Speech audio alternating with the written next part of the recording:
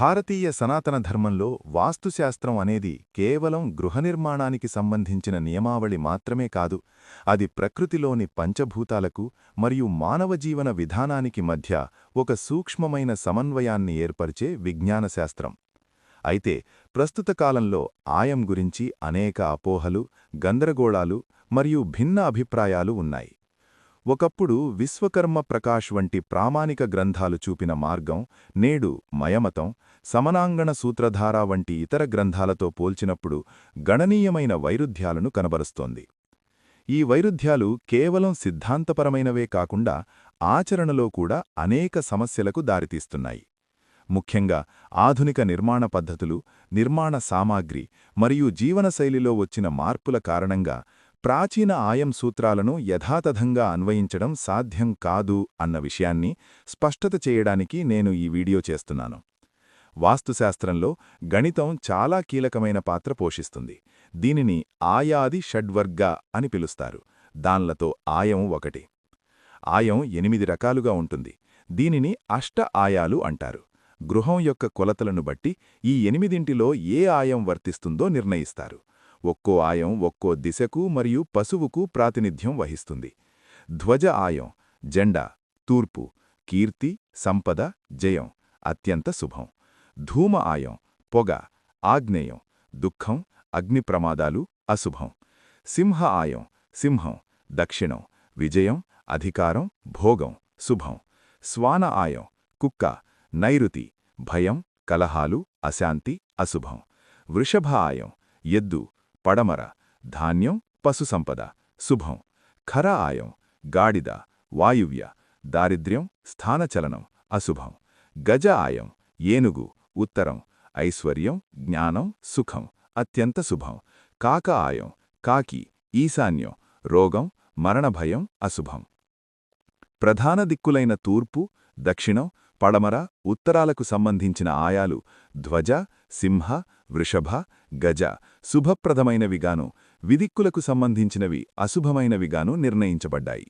ఆయం గణన విషయంలో ఉన్న గందరగోళానికి ప్రధాన కారణం ప్రాచీన గ్రంథాల మధ్య ఉన్న సిద్ధాంతపరమైన భేదాలు.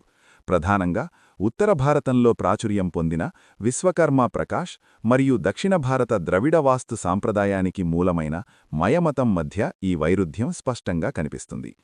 విశ్వకర్మ ప్రకాష్ వాస్తుశాస్త్రంలో అత్యంత ప్రాచీనమైన గ్రంథం. దీనిని దేవశిల్పి అయిన విశ్వకర్మ రచించినట్లుగా భావిస్తారు. ఈ గ్రంథం ప్రకారం ఆయం లెక్కించడానికి గృహం యొక్క పదం లేదా క్షేత్రఫలంను ప్రధానంగా తీసుకుంటారు. గృహం ఆక్రమించే భూమి యొక్క వైశాల్యమే ఆ గృహంలోని శక్తిని నిర్ణయిస్తుందని ఈ సిద్ధాంతం చెబుతోంది. గృహం యొక్క వైశాల్యాన్ని పొడవు, వెడల్పు 9చే గుణించి వచ్చిన మొత్తాన్ని 8చే భాగించగా మిగిలిన శేషమే ఆయం అవుతుంది.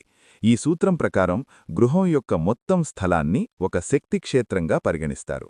విశ్వకర్మ ప్రకాష్లోని శ్లోకాల ప్రకారం వైశాల్యం ఆధారంగా వచ్చే శేషం 1 ధ్వజ, 3 సింహ, 5 వృషభ, 7 గజ అయితే అది ఆ గృహానికి శుభాన్ని కలిగిస్తుంది.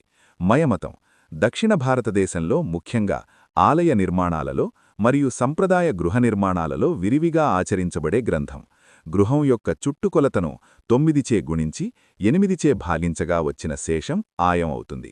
ఈ రెండు పద్ధతుల మధ్య ఉన్న భేదం వల్ల ఆచరణలో గొప్ప సమస్య ఉత్పన్నమవుతుంది. ఒకే గృహానికి విశ్వకర్మ ప్రకాష్ ప్రకారం శుభం అని తేలిన కొలతలు మయమతం ప్రకారం అశుభం, మృత్యువు లేదా దారిద్ర్యంగా మారే అవకాశం ఉంది. ఈ ఉదాహరణలో చూస్తే విశ్వకర్మ ప్రకాష్ ప్రకారం గజ ఆయం వచ్చి ఐశ్వర్యం సిద్ధిస్తుంది అనుంటే, మయమతం ప్రకారం అదే కొలత కాక ఆయం వచ్చి నాశనాన్ని సూచిస్తోంది. ఈ విరుద్ధమైన విషయాన్ని నేటి వాస్తు పండితులు పరిశీలన చేయకుండా ఆయం లేని ఇల్లు ఇల్లే కాదని ఎంతోమందిని గందరగోళానికి గురిచేస్తూనే ఉన్నారు. ఆయం లెక్కించడానికి కొలతలు తీసుకోవాలి. కాని ఏ ప్రమాణంతో? ఇంచెలా, అడుగులా, మీటర్లా?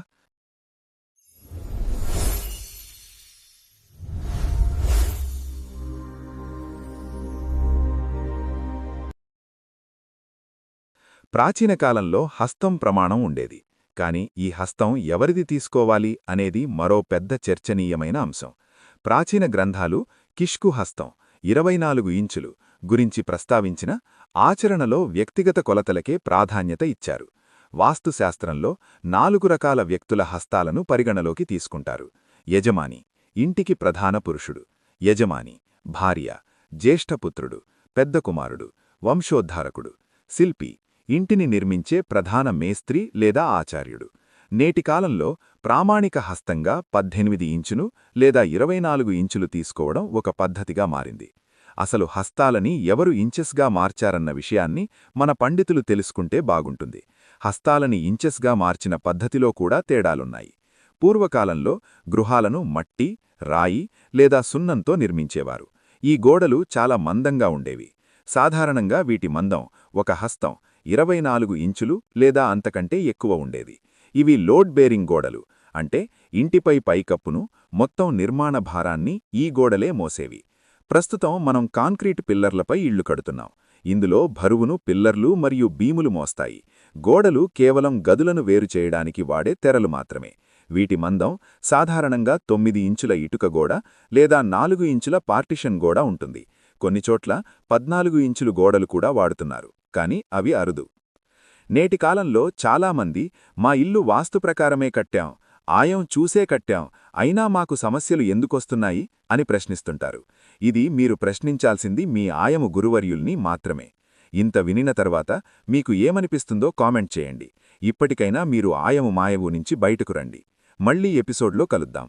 ఈ కాంటెంట్ నచ్చితే ఖచ్చితంగా షేర్ చేయండి, లైక్ చేయండి. అట్నే మీ అభిప్రాయాన్ని ఖచ్చితంగా కామెంట్ చేయండి. మీకు ఏం కావాలో కామెంట్ రూపంలో పెడితే ఆ విషయాన్ని క్లారిటీ ఇవ్వడానికి ప్రయత్నిస్తాను.